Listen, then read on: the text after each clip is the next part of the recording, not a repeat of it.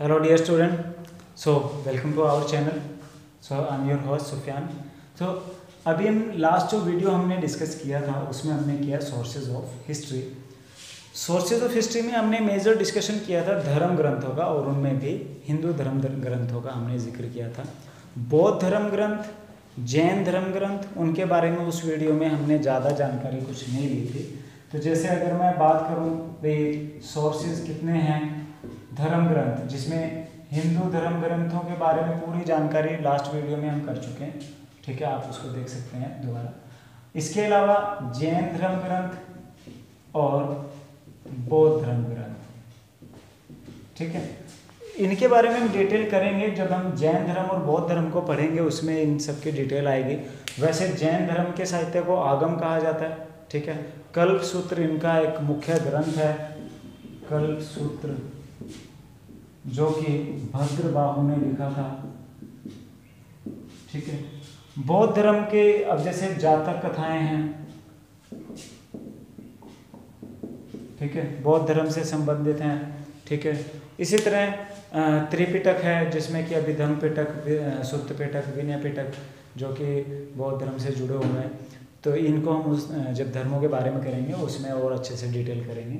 तो सेकंड हम करते हैं, सेकंड फैक्टर क्या थे, ऐतिहासिक ग्रंथ। अब ऐतिहासिक ग्रंथ ऐसे बहुत सारे लेखक हुए जिन्होंने कि इतिहास में कुछ ग्रंथों की रचना की, जो कि आज हमारे लिए बहुत बड़े सोर्स हैं हिस्ट्री के। जैसे बात करते हैं कौटिल्य की। कौटिल्य ने एक बुक लिखी जिसका क्या नाम था, अर्थशास्त्र, ठीक है। इनको चाणक्य भी कहा जाता है, इनको विष्णुगुप्त भी कहा जाता है, ठीक है। कई बार आता है चाणक्य क्यों कहते थे, इनके पिता का नाम था चाणक्य, तो उसी वजह से इनको चाणक्य भी कहते थे। अब इन्होंने जो बुक लिखा अर्थशास्त्र, जो कि 15 अधिकरणों में विभाजित है, ठीक है। अब बेसिकली ये अर्थशास्त्र, कहने को आज अर्थशास्त्र को हम इंग्लिश में कहते हैं इकोनॉमिक्स, पर ये वास्तविक रूप से इकोनॉमिक्स नहीं थी, ये एक तरह का पॉलिटिकल साइंस था, राजनीतिक विज्ञान था। इसमें मेजर जो इन्फॉर्मेशन दी गई है वो एक राजा के अच्छे शासन के संबंध में ही दी गई है। किस तरह के राजा को दिनचर्या का पालन करना चाहिए, कैसे लड़ाइयाँ लड़नी चाहिए, कितने प्रकार के युद्ध होते हैं, कैसे राजधानी होनी चाहिए, उसका किले में कितने, इवन उन्होंने किले में कैसे सड़कें हों, कितने दरवाजे हों, ये तक भी उसमें जानकारी जो है वो दी है, ठीक है। तो 15 अधिकरणों और 180 प्रकरणों में ये क्या है, विभाजित है, ठीक है, अर्थशास्त्र। तो कौटिल्य ने चंद्रगुप्त मौर्य को राज दिलाने में मदद की, घनानंद को उसने हराया चंद्रगुप्त मौर्य ने, माना जाता है उसके पीछे जो सारा दिमाग था वो कौटिल्य का ही था, ठीक है। तो एक नया साम्राज्य आया, मौर्य साम्राज्य। तो इसीलिए अर्थशास्त्र से हमें मौर्य साम्राज्य के संबंध में बहुत जानकारी मिलती है, स्पेशली चंद्रगुप्त मौर्य के बारे में। हालांकि कुछ जानकारियां हमें नहीं भी मिलती, बट फिर भी कुछ न कुछ हद तक हमें मौर्य संबंधित जानकारियां यहाँ से मिलती हैं, ठीक है। इसके अलावा अब एक तो हो गया कौटिल्य का अर्थशास्त्र। अब एक ग्रंथ है राजतरंगिणी।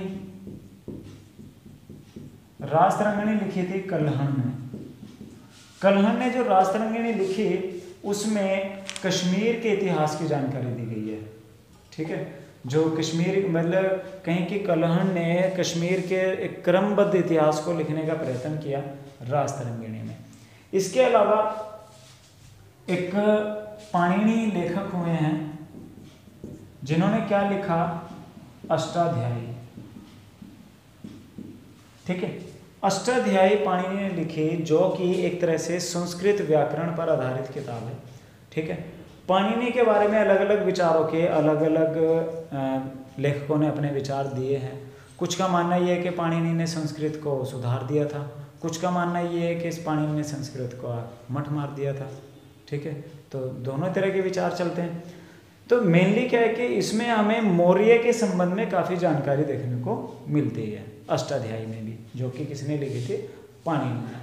अब इसके अलावा और भी, अब जैसे मान लो एक स्वप्नवासवदत्तम है,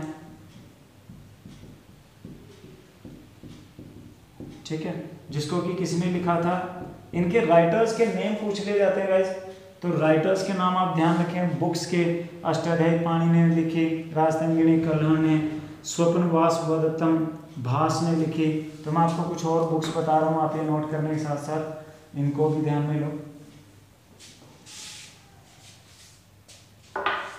ठीक है, जिसमें कि महाभाष्य। अब महाभाष्य जो था वो लिखा पतंजलि ने, ठीक है। अब पतंजलि के महाभाष्य से शुंग राजवंश के बारे में जानकारी मिलती है, ठीक है, और उस समय की जो स्थिति है वो जानकारी मिलती है। एक बुक है मुद्रा राक्षस, जो कि लिखी विशाख दत्त ने, ठीक है। इसमें विभिन्न मुद्राओं की जानकारी है, जो पोस्चर्स जो होते हैं। एंड नाट्यशास्त्र, नाट्यशास्त्र लिखा था भरत मुनि ने, ठीक है। नाट्यशास्त्र, भरतनाट्यम वगैरह जो शास्त्रीय नृत्य हैं उनका एक बेस जो ग्रंथ आता है वो है नाट्यशास्त्र। एक लेखक हुए हैं बाण भट्ट, ठीक है। बाण भट्ट ने लिखी है कादंबरी हर्षचरितम।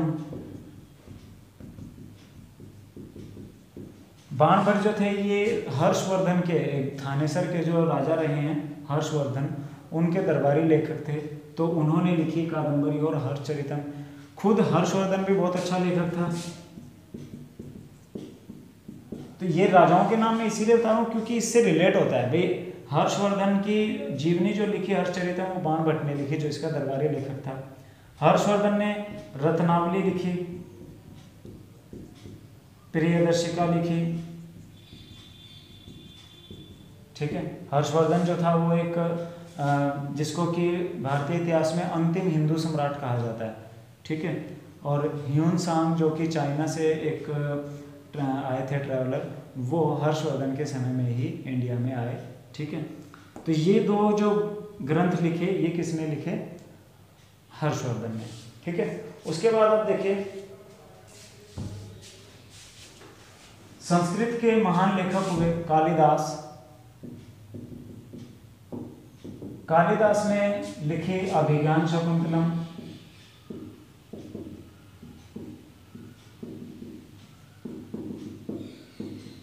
तो अभिज्ञान शाकुंतलम एक लव स्टोरी थी, ठीक है। इसके अलावा और भी ऐसी बहुत सारी बुक्स हैं जो कि हमें इतिहास की जानकारी देते हैं। एंड विक्रम उर्वशी,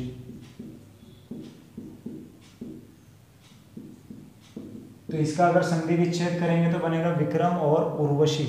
तो ये भी एक तरह से विक्रम और उर्वशी की कहानी है, ठीक है। इसके अलावा वात्स्यायन ने लिखा कामासूत्र, ठीक है, जो कि प्रेम के संबंधित मुद्राओं पर एक पुस्तक लिखी गई थी, ठीक है। विष्णु शर्मा ने लिखी पंचतंत्र की कहानियां,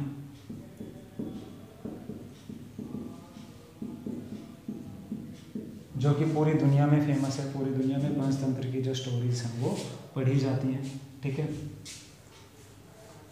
तो ये जो ग्रंथ अभी आपको मैंने बताए हैं अपने अपने समय के ग्रंथ हैं और अपने अपने समय के बहुत सारी जानकारियां हमें देते हैं। इसी के बाद जयदेव ने लिखा था गीत गोविंद।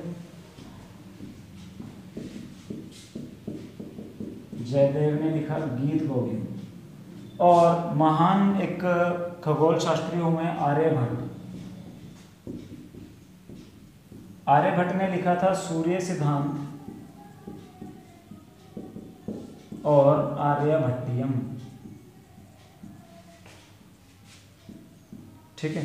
अब आर्यभट्ट ने पहले ग्रीक लोगों का ऐसा मानना था, जैसे आज के टाइम पे आप सबको मालूम है कि सोलर एनर्जी जो प्लेनेट सिस्टम है उसमें सन जो है वो सेंटर में है, बाकी सारे प्लेनेट उसके चारों तरफ घूम रहे हैं। बट ग्रीक लोगों का पहले मानना था कि अर्थ जो पृथ्वी है वो इस सिस्टम का केंद्र है और सूरज पृथ्वी के चारों तरफ चक्कर लगाता है। और यही धारणा ग्रीक में नहीं बल्कि इंडिया में भी फॉलो होती थी। इवन जैन धर्म में या तो आज भी उस धारणा को माना जाता है कि पृथ्वी केंद्र है, सूरज उसके चारों तरफ चक्कर लगाता है। बट आर्यभट्ट माना जाता है पहले ऐसे व्यक्ति थे जिन्होंने सूर्य सिद्धांत में इसको दिया था कि सूर्य अपनी जगह केंद्र पर है, पृथ्वी उसके चारों तरफ चक्कर लगाती है और पृथ्वी जो है आकाश में स्वतंत्र रूप से लटकी हुई है। ठीक है, तो ये एक खगोलिक पुस्तक थी और इसमें इतिहास की भी हमें कुछ जानकारियाँ जो हैं वो मिलती हैं। ठीक है, तो ये कुछ इंपॉर्टेंट बुक्स हैं, लगभग 10 से 15-20 बुक्स मैंने आपको बताई हैं जो कि एग्जाम्स में रिपीट होती हैं। बहुत फेमस बुक्स हैं ये अलग अलग राइटर्स की, और ये अपने अपने समय के राजाओं की जानकारियाँ आपको देंगे। ठीक है, तो ये हो गए ऐतिहासिक ग्रंथ। उसके बाद तीसरे नंबर पर आते हैं विदेशियों के विवरण। अब मैं इसमें से आपको बताता चलूँगा कि क्वेश्चन कौन कौन से हैं। ठीक है, और विदेशियों के विवरणों में बहुत सारे विदेशी हैं, जैसे कि पहले हम ले लेते हैं यूनानी। ठीक है, या जो इंडिया के वेस्टर्न पार्ट से थे, जिसमें से पेसियस ईरान का राजवैद्य था। ठीक है, बट उसने इंडिया को कभी विजिट नहीं किया था, उसने सिर्फ सुनी सुनाई बातें लिखी थी जो एक तरह से लोगों में प्रचलित कहानियाँ होती हैं उस तरह से उसने लिखा। तो इसलिए टेसियस ने जो भारत के बारे में लिखा वो विश्वास के लायक नहीं है। ठीक है, हेरोडोट्स जिसको कि फादर ऑफ हिस्ट्री कहा जाता है, इतिहास का पिता कहा जाता है, जिसने कि हिस्टोरिका नाम की किताब लिखी थी, उन्होंने भी भारत के कुछ भागों की और फौना एंड फ्लोरा की जानकारी जो है वो उसमें लिखी। उसके बाद जब सिकंदर भारत आया, सिकंदर के साथ कुछ लेखक आए, उन्होंने भी भारत के बारे में लिखा। चंद्रगुप्त मौर्य के दरबार में एक विदेशी था जिसका नाम था मेगस्थनीज। मेगस्थनीज ने लिखी थी इंडिका। अब इंडिका ये पहला ऐसा विदेशी विवरण है जिस पर विश्वास किया जाएगा पूरी तरीके से, क्योंकि ये पर्सन इंडिया में ही था, चंद्रगुप्त मौर्य के राज दरबार में था। ठीक है, और उसने वहीं रहते इंडिका लिखी और उसमें बहुत सी जानकारी उस समय के मौर्य साम्राज्य के बारे में लिखी गई है। ठीक है, उसके बाद आप देखिए और भी बहुत सारे हैं, जैसे कि डाइमेकस है। ठीक है, बट हमें क्वेश्चन आता है फिर एक टॉलमी। ठीक है, टॉलमी ने एक बुक लिखी थी भारत का भूगोल। ठीक है, भारत का भूगोल, तो इसमें उसने भारत के बारे में काफ़ी जानकारी जो थी वो दी थी। उसके बाद आता है एक लेखक प्लिनी, जिन्होंने कि नेचुरल हिस्ट्री नाम की एक किताब लिखी थी और उन्होंने भारतीय हिस्सों पर भी काफ़ी प्रकाश डाला था, भारतीय हिस्सों के बारे में भी काफ़ी जानकारी दी। तो आपसे ये 3 क्वेश्चन बहुत इंपॉर्टेंट है। मेगस्थनीज जिसने कि इंडिका लिखी, टॉलमी जिसने कि भारत का भूगोल लिखा, प्लिनी जिसने कि नेचुरल हिस्ट्री लिखी। ये तो हैं यूनानी लेखक।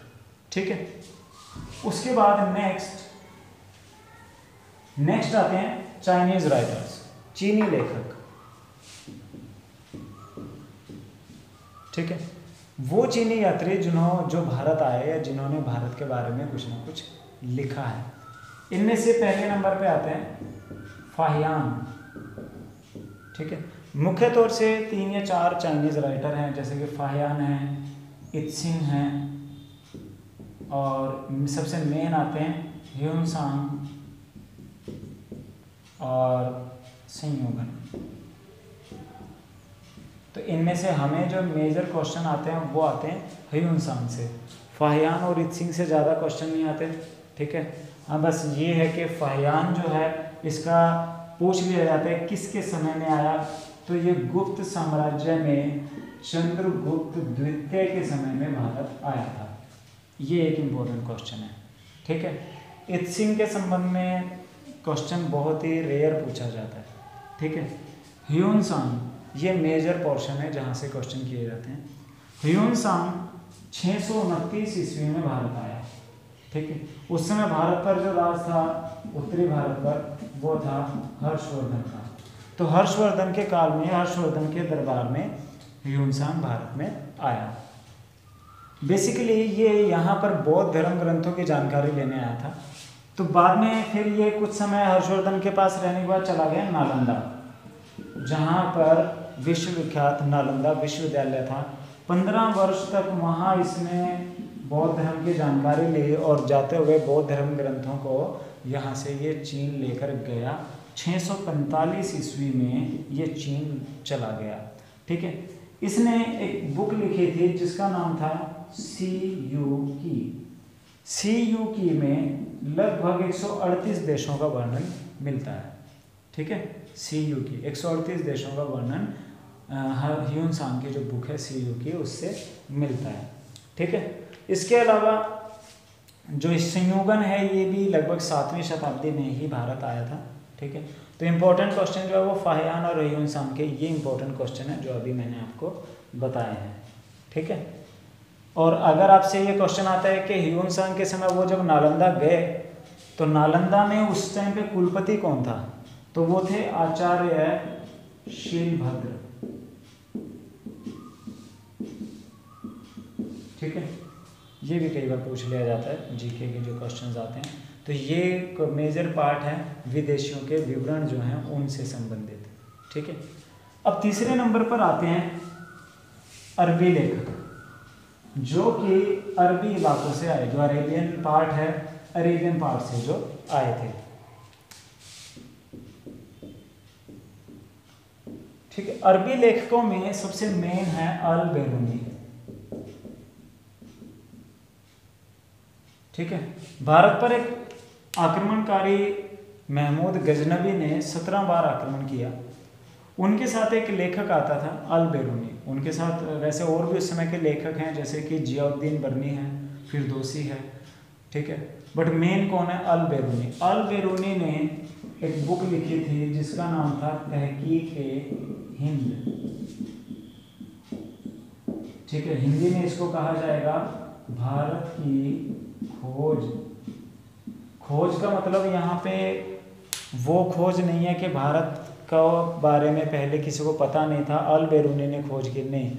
इसका मतलब ये है कि अल बेरूनी ने एक काफ़ी समय भारत में बिताया, कई बार वो भारत आया। उसने भारत में जो सभ्यता थी, जो संस्कृति और उस टाइम के रीति रिवाज, माप तोल, शहर, कहाँ की प्रजा कैसी थी, ठीक है, भाषाएं, बोलियां, इन सब के बारे में एक विस्तृत जो जानकारी है वो तहकीक-ए-हिंद में दी है। यानी उसकी एक तरह से वो पूरी डिटेल थी।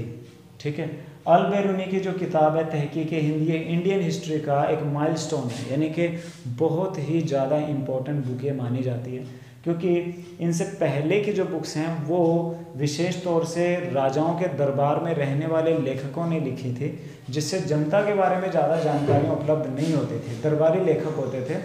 परंतु अल बेरूनी ने दरबारी परंपरा के बजाय आम लोगों के बारे में, अब क्योंकि वो यहाँ किसी राजा के पास नहीं आया था, वो तो अल महमूद गजनवी के साथ आया, उसने लोगों को देखा, सोसाइटीज़ को देखा और उनके बारे में लिखा, इसीलिए ये बहुत इंपॉर्टेंट बुक जो है वो आती है। ठीक है, एक है Ibn Battuta. Ibn Battuta basically Morocco से था। ठीक है, दुनिया में सबसे ज़्यादा घूमने वाला पर्सन यही है इब्न बतूता, जिसने बहुत से देशों को में गया और उस समय वैसे भी पैदल चलने के टाइम थे। ठीक है, तो मोरक्को से ये भारत आया था। 1333 ईस्वी में दिल्ली जब ये पहुंचा तो मोहम्मद बिन तुगलक उस समय दिल्ली पर शासन कर रहा था, उसने उसे दिल्ली का प्रमुख काजी नियुक्त कर दिया। बाद में उसे अपना दूत बनाकर चीन भी भेजा। ठीक है, इसकी पुस्तक है रिहला, इसके बुक का नाम है रिहला, जिससे हमें उस समय के बारे में काफ़ी जानकारी मिलती है। ठीक है, तो ये कुछ इम्पोर्टेंट फैक्टर्स हैं, इम्पोर्टेंट क्वेश्चंस हैं जो कि यहाँ से पूछे जाते हैं। ठीक है,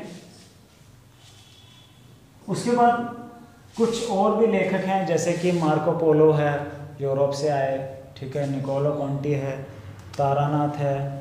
ठीक है, जिसे तारानाथ है वो ये तिब्बत से थे। ठीक है, ये कहाँ के, तिब्बती। और तिब्बत से आए थे। इन्होंने 2 बुक्स लिखी हैं, एक है तंगयूर और एक है कंगयूर। तो इसमें उन्होंने भारत के बारे में कुछ जानकारियाँ जो हैं वो लिखी हैं।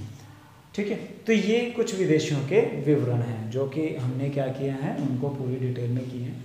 तो पहले वीडियो में हमने किया था कंप्लीट धर्म ग्रंथ, इसमें हमने ऐतिहासिक ग्रंथ और विदेशों के विवरण और उनमें से पूछे जाने वाले जो इम्पोर्टेंट क्वेश्चन है वो आपको मैंने बताए। ठीक है, और चौथा जो फैक्टर होता है पुरातात्विक अवशेष।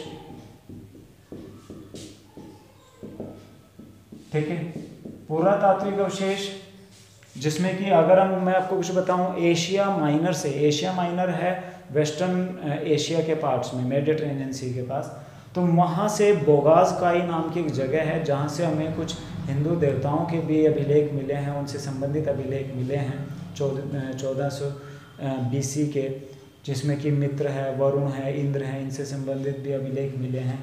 ठीक है, या अब जैसे भारत का जो भारत नाम, भारतवर्ष नाम है, जो कि हमें मिलता है एक हाथी गुम्फा अभिलेख है। हाथी गुम्फा अभिलेख में पहली बार भारतवर्ष का जिक्र पाया गया, तो भारतवर्ष नाम हमें हाथी गुम्फा अभिलेख से मिला। तो हमें अभिलेखों से ऐसी बहुत सारी जानकारियाँ मिलती हैं। जैसे एक सती प्रथा हुआ करते थे भारत में, जिसमें कि क्या होता था कि औरत अपने पति के मरने पर चिता में जल जाती थी। एरण अभिलेख से ये जानकारी मिलती है, जो कि किसके समय का है, भानुगुप्त के समय का।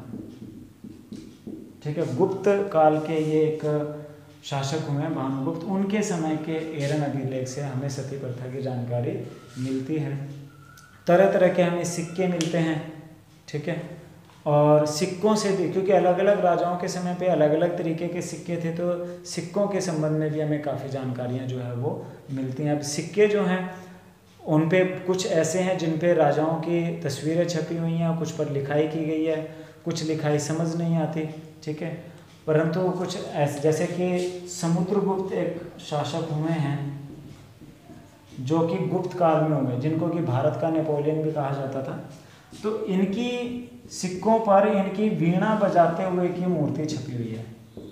ठीक है, तो उससे पता लगता है कि समुद्रगुप्त को म्यूजिक से बड़ा प्यार था, इसीलिए वीणा बजाते हुए की मूर्ति है। ठीक है, और सिक्के भी, अब जैसे सोने के सिक्के हैं भारत में, सोने के सिक्के जो शुरू हुए हैं वो हिंद यूनानियों के समय पे शुरू हुए। ठीक है, इसके अलावा बहुत से ऐसे अभिलेख हैं जो हमें कई जगहों से मिले हैं, जिससे काफ़ी जानकारियाँ हमें उन समय की मिलती हैं। मंदिरों के अवशेष मिले हैं। ठीक है, अलग अलग इलाकों में अलग अलग शैली मंदिरों की होती है। जैसे बेसिकली 3 शैलियों में मंदिर होते हैं, एक होती है नागर शैली, एक होती है द्रविड़ शैली और एक होती है बेसर शैली। ठीक है, तो नॉर्थ इंडिया में जो मंदिर हैं वो अलग तरीके से बने होते हैं। ठीक है, ये साउथ इंडिया के मंदिरों की कला है द्रविड़ शैली से, जो कि एक ऊपर की तरफ ऐसे कम साइज में, नीचे चौड़े होते हैं, ऊपर की तरफ कम चौड़ाई रहती है। ठीक है, जो कि आप देखोगे तिरुपति में है या मीनाक्षी मंदिर है। ठीक है, वो द्रविड़ शैली के मंदिर है। नागर शैली जो है ये उत्तर भारत के मंदिरों में पाई जाती है, जिसमें क्या होता है कि एक हॉल के ऊपर एक बहुत ऊंचा गुंबद के आकार में बना रहता है लंबाई में। ठीक है, बेसर शैली जो होती है ये नागर और द्रविड़ का मिक्सचर है। तो मंदिरों में 3 प्रकार की जो शैलियाँ हैं वो पाई जाती हैं, जो कि हमें अलग अलग जगहों पर मंदिरों में मिली हैं। तो दोस्तों ये थी सारी बातें हिस्ट्री के सोर्सेज की, जहाँ जहाँ से हमें हिस्ट्री के बारे में जानकारी मिलती हैं। ठीक है, तो अभी हमने इसमें कंप्लीट किया। नेक्स्ट जो हम पार्ट करेंगे वो हम करेंगे सिविलाइजेशंस का। ठीक है, जिसमें कि हम पहले करेंगे हड़प्पन सिविलाइजेशन। ओके गाइस, तो अगर आपको अच्छा लग रहा है तो आप हमें कमेंट सेक्शन में अपना फीडबैक ज़रूर देते रहें, एंड सब्सक्राइब करें, शेयर करें अपने दोस्तों के साथ जो जीके की तैयारी कर रहे हैं। और बेसिकली बच्चों देखो, जीके में रट्टे बिल्कुल मत, मतलब मैं फिर वही आपको बात बोल रहा हूँ, आप उसको समझो अच्छे से, लिंक करो एक दूसरे से। ये भी लिंक होते हैं, लिंक करोगे तो कहानी बड़ी इजी समझ आएगी। ठीक है, और मज़ा आएगा आपको। Okay guys, thank you.